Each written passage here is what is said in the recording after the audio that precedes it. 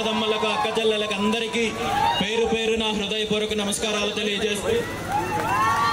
అందరికీ శ్రీకృష్ణ జన్మాష్టమి శుభాకాంక్షలు తెలియజేస్తూ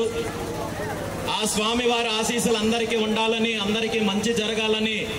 మనస్ఫూర్తిగా కోరుకుంటూ ఈ ప్రాంతము ఈ ప్రాంత వాసులు గ్రామస్తులు యువత అందరూ ఇంకా ఎంతో అభివృద్ధి చెందాలని దానికి ఆ స్వామివారి ఆశీస్సులు ఉండాలని చెప్పి మనస్ఫూర్తిగా భగవంతుణ్ణి ప్రార్థిస్తూ ఈరోజు నన్ను ఈ కార్యక్రమానికి ఆహ్వానించిన ప్రతి ఒక్కరికి ధన్యవాదాలు తెలియజేస్తూ చాలా మంది నన్ను ఒక ప్రశ్న అడుగుతుంటారు. ఈరోజు రాష్ట్రంలో ఉన్న అరాచక శక్తులపైన దోపిడీ శక్తులపైన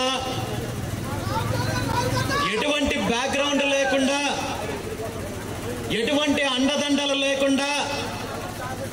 ఈరోజు పోరాటం చేస్తున్నారంటే మీకున్న ధైర్యం ఏంటి?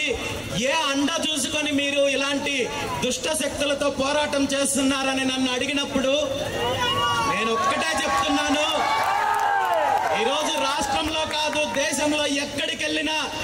నన్ను తన బిడ్డగా తన కుటుంబ సభ్యుడిగా హక్కున చేర్చుకొని నన్ను ఆదరించే మీలాంటి కుటుంబ సభ్యులు మీలాంటి అన్నదమ్ములు అక్క చెల్లెళ్ళు నాతో ఉన్నంత వరకు ఇంతకంటే నాకు వేరే అందేం కావాలి, ఇంతకంటే నాకు వేరే ధైర్యం ఏం కావాలని చెప్పి ఈరోజు తెలియజేస్తున్నాను. మీ అందరికీ తెలుసు నేను చేస్తున్నది రాజకీయ పోరాటం కాదు, రాజకీయ పదవుల కోసం పోరాటం కాదు. ఈ రాష్ట్రంలో దశాబ్దాల కాలం నుండి వేళ్లు నూరుకుపోయి ఈ రాష్ట్రాన్ని ఈ రాష్ట్ర సంపదను మన భవిష్యత్తును మన రాష్ట్రం యొక్క పూర్తి అన్ని వనరులను వాళ్ళ కుటుంబ ఆస్తులాగా దోపిడీ చేస్తున్న అరాచక శక్తులను తరిమి కొట్టడానికి చేస్తున్న యుద్ధం అనే విషయాన్ని మీ అందరికీ తెలియజేస్తున్నాను. ఇప్పటి వరకు మనము చరిత్రలో ఎంతో మంది రాజులు చక్రవర్తులు యుద్ధాలు చేశారు, మనము చరిత్ర చదువుకున్నాము. కానీ ఈ రోజు గత 30-40 సంవత్సరాల నుండి మన తెలుగు రాష్ట్రాల్లో 2 కుటుంబాలు రాష్ట్రాన్ని వాళ్ళ అప్ప సొమ్ములాగా పెట్టుకొని రాష్ట్ర సంపదను రాష్ట్ర భూములను ఖనిజాలను నదులను పూర్తి స్థాయిలో దోపిడీ చేస్తుంటే ఏమీ చెయ్యలేని స్థితిలో మనం ఉన్నామంటే ఎక్కడ ఒక చోట మార్పు మొదలవ్వాలి, ఎక్కడ ఒక చోట తిరుగుబాటు మొదలవ్వాలి, ఎక్కడ ఒక చోట దీనికి అంతం పలకాలనే ఆలోచనతోటే భారత చైతన్య యువజన పార్టీ ఆవిర్భావం జరిగింది తప్ప ఇది కేవలం ఏదో ఒక చిన్న పదవి కోసమో మరొక ఆలోచనతో కాదు అనే విషయాన్ని ఈ రోజు మీ అందరికీ తెలియజేస్తూ ఈ రోజు నేను మొదలుపెట్టిన పోరాటము ఖచ్చితంగా రాబోయే రోజుల్లో ఇది ఒక చరిత్ర అవుతుందని చెప్పి ఈ సందర్భంగా తెలియజేస్తూ ఈ రాష్ట్రంలో 100-90% పైగా ఉన్న అణగారిన వర్గాలు ఏవైతే ఉన్నాయో వాళ్ళందరికీ కూడా రాజకీయంగా సామాజికంగా ఆర్థికంగా అన్ని రకాలుగా ముందుకు తీసుకొచ్చే బాధ్యత బీసీవై పార్టీ తీసుకుంటుందని చెప్పి ఈ సందర్భంగా తెలియజేస్తూ